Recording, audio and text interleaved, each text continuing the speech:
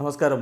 Raf talk ഫുട്ബോളിലേക്ക് എവർക്കും സ്വാഗതം. ലാലിഗയിലെ മികച്ച താരത്തിനുള്ള ഈ കഴിഞ്ഞ മാസത്തെ പ്ലെയർ ഓഫ് ദി മന്ത് പുരസ്കാരം കിലിയൻ എംബാപ്പയ്ക്ക്. യെസ്, അദ്ദേഹത്തിൻ്റെ അഡാപ്റ്റേഷൻ പീരീഡ് കഴിഞ്ഞു. ഇനി പൊളിച്ചെടുക്കലിൻ്റെ കാലമാണ് എന്നതാണ് യാഥാർത്ഥ്യം. ഇപ്പോൾ പോയ മാസം അദ്ദേഹത്തിൻ്റെ പ്രകടനം നോക്കുക. 5 ഗോളുകളാണ് 3 മത്സരങ്ങളിൽ നിന്ന് അദ്ദേഹം ജനുവരിയിൽ അടിച്ചു കൂട്ടിയത്.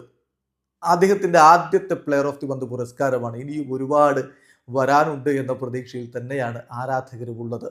ആഞ്ചലോട്ടി തന്നെ പറഞ്ഞു, അദ്ദേഹത്തിൻ്റെ ആ ഒരു അഡാപ്റ്റേഷൻ ടൈം കഴിഞ്ഞു, ഇനി അദ്ദേഹത്തിൽ നിന്ന് മികച്ച പ്രകടനം നമ്മൾ പ്രതീക്ഷിക്കണമെന്ന്. അത് തന്നെയാണ് ഇപ്പോൾ സംഭവിച്ചുകൊണ്ടിരിക്കുന്നത് എന്ന് പറയേണ്ടി വരും.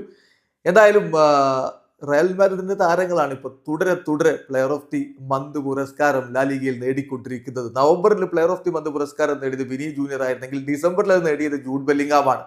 ജനുവരിയിൽ അത് നേടിയത് കിലിയൻ എംബാപ്പയാണ്. സോ വിനിയും ജൂഡ് ബെല്ലിംഗാമും കിലിയൻ എംബാപ്പയും അടങ്ങുന്നവരുടെ നിര അത് എതിരാളികളെ ഭയപ്പെടുത്തി മുന്നോട്ട് പോകുന്നു. ഇപ്പൊ റോഡ്രിഗോയുടെ പ്രകടനവും നമ്മൾ കാണാതെ പോകരുത്.